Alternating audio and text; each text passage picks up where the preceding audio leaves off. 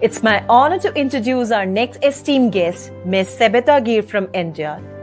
She's UN representative at Brahmakumari's World Spiritual University in New York for the past 6 years. Her work is based on understanding that real change begins with a shift in awareness facilitated by a spiritual-based approach called Raj Yoga. Sister Sabita is practicing student and teacher of this art of yoga for over 40 years. She mentors and initiates youth, women and men in many projects related to UN Sustainable Development Goals.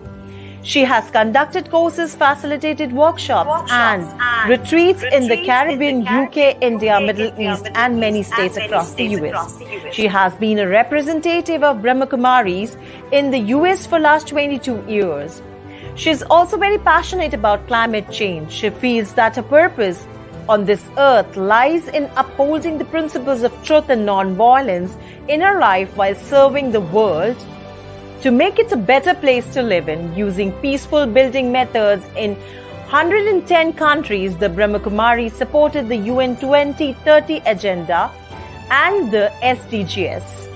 So ladies and gentlemen, please put your hands together to welcome Ms. Sabita Geer.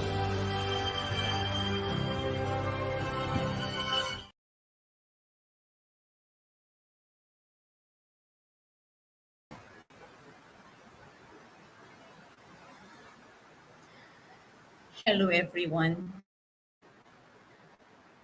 Namaskar and Om Shanti.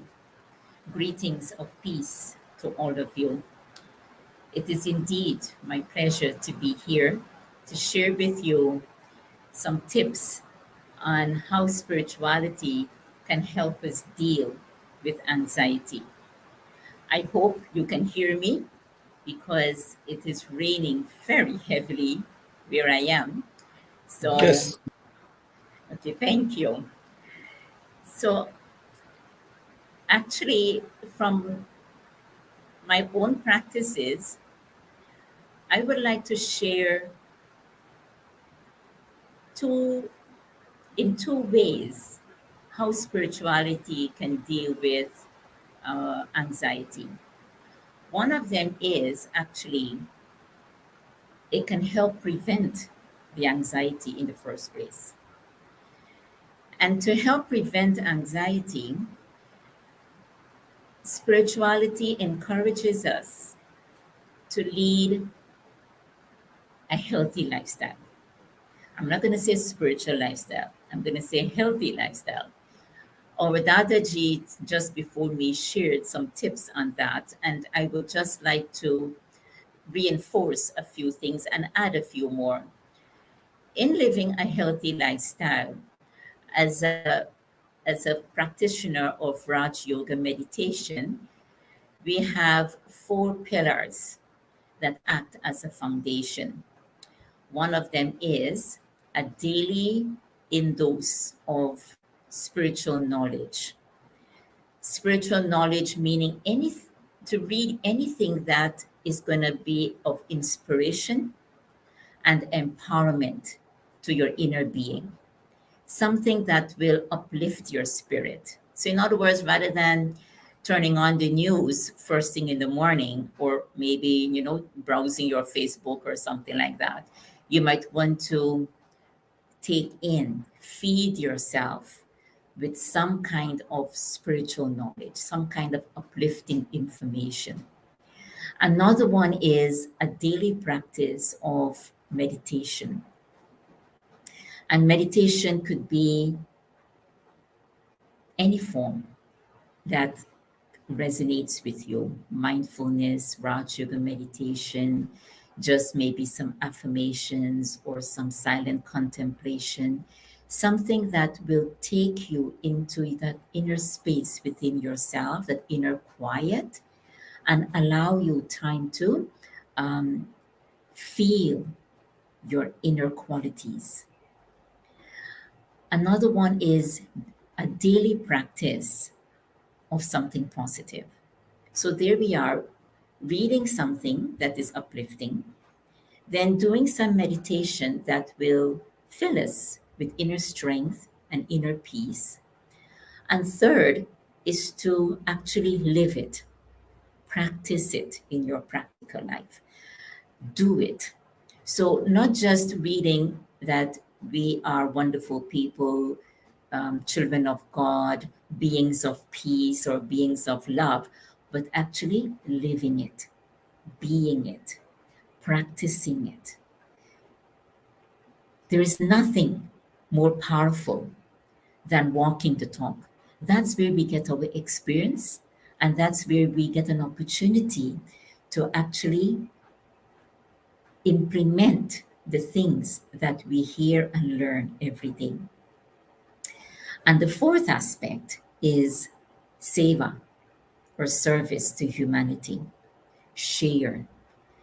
Share the goodness, share good wishes, share love, share compassion. And how would we do that? Is I will make a reference to that wonderful, beautiful story that Dada Ji shared about a prisoner. That thought of I love you. So just to have a pure thought, a good thought, an elevated thought for everyone that we come across. Even if that person is troublesome to us, even if that person's intent is to hurt me. But if somewhere in my heart, especially that I've been practicing the daily intake of something spiritual, something uplifting, some meditation, and here I want to implement love or compassion. So I'm doing seva. So let me practice that also. Let me have that pure thought, even for the other. When we do these kinds of things, what we're actually doing is laying a very strong foundation in our lives so that when the unexpected happens, instead of getting into worry and overthinking and fear, anxiety, what will happen is that I have something to fall back on. I will fall back on my daily practices, whether it is the intake of something spiritual, the knowledge, something inspiring, whether it's the meditation I've done, whether it's the commitment to practicing something on a daily basis, or whether it's the commitment to serve humanity. I have that to fall back on. And it will remind me that in every crisis, there is always some benefit. Behind every silver lining, behind every dark cloud, there's a silver lining. There is always something of benefit, even in the worst situation. I know this may sound very challenging and very hard and very difficult to do or to find, but I'm sure you will agree with me because we all go through stuff, right? We all go through challenges and crises in our lives. And we can frustrate ourselves, we can get ourselves all sick, make everybody miserable around us. And then in the long run, we realize that at the end of it all, it actually made me stronger. So knowing these things, why don't we just recognize, understand, and make a decision to see the good or see the benefit in everything? You know, the benefit may not necessarily be that the situation changes. Most times the benefit is I have learned something and I grew from that. I became a better person. Like Nelson Mandela said, he never loses anything. Every opportunity, everything that happens in life is either he wins or he learns, but he never loses. So, this type of healthy lifestyle can help us to prevent the anxiety. And to add to a healthy lifestyle is our thoughts, because usually the anxiety starts in the mind, right? The overthinking and the worry, the excessive level of worry and fear that we generate in ourselves. So it starts from the mind. When we realize that the mind is my capacity, it's my ability, my, the Atma, the soul, the inner being, I, that soul, have the capacity to create thoughts. And that capacity to create thoughts is called my mind. So the mind is mine, and I have the capacity to create thoughts. Thoughts then create feelings and emotions. So the situation that's happening is outside of me, and within me is my mind that can generate thoughts, that then generate feelings and emotions. So when I recognize that the situation is outside of me, but within me, I am the one that's creating the thoughts. It's not the situation that is creating the thoughts, it's me. So it's up to me to then understand and make a conscious decision whether I'm going to allow that situation to get the better of me or whether I'm going to make a healthy choice and rise above that situation and deal with it. Deal with it with courage and strength, knowing that I have the capacity. Remember, a ship is in the sea. That whole entire ocean cannot sink that ship unless it allows water to enter that ship. Once water can enter, the ship will go down. In the same way, the situation is outside of me. The moment I allow that situation and negativity to get inside of me, I will sink. Don't do that. Strengthen these 4 daily practices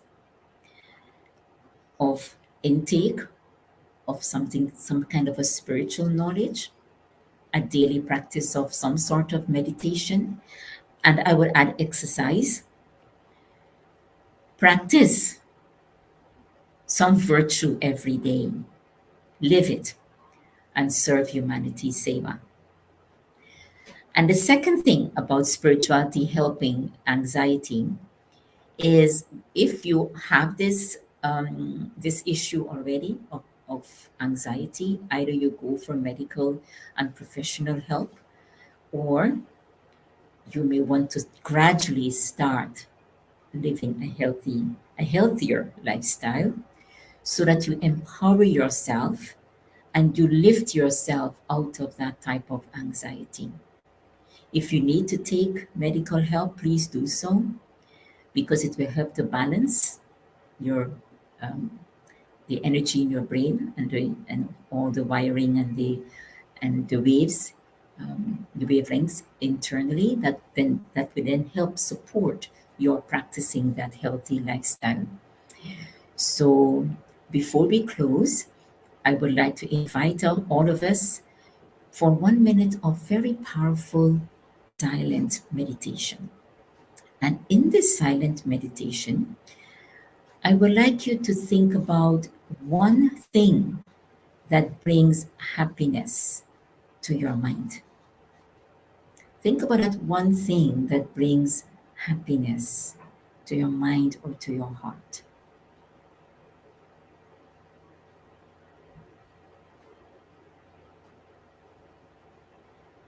And as you think about that one thing, allow yourself to immerse in the joy, in the experience of happiness.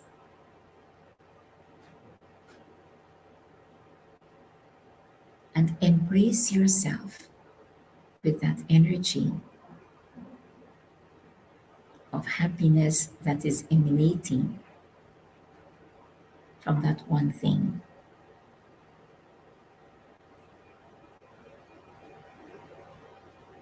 And as you embrace yourself, you're also observant of how calm your body's feeling.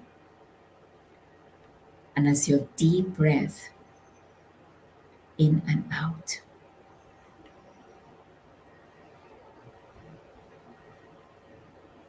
and you're feeling very quiet and relaxed.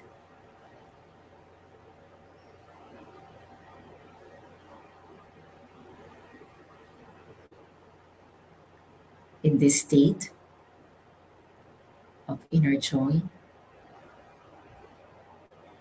I would like you to give this thing that is creating this happiness in you, give it a name. Maybe you might want to call it the gift of your life or your inner treasure. Give it a name. And now take a deep breath in and release.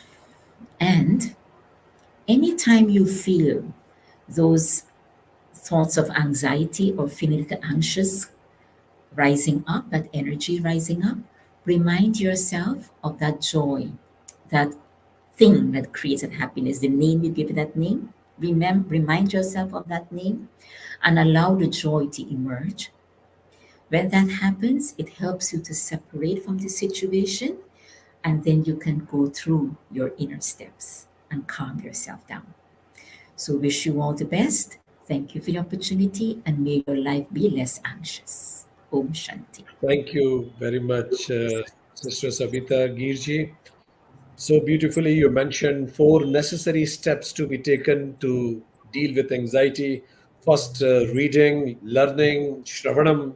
Second, you mentioned about mananam, doing meditation, and then living one virtue, nididhyasanam. And then you also gave importance to seva on daily basis. And as you rightly said that you quoted Nelson Mandela that we either learn or we win, we never lose in the path of spirituality. I'm sure a little meditation that you took us through would have benefited people along with the tips that you gave. Thank you very much for blessing us. On behalf of United Consciousness, I thank Ms. Sabita Geer for coming on to the platform of United Consciousness. Thank you so much.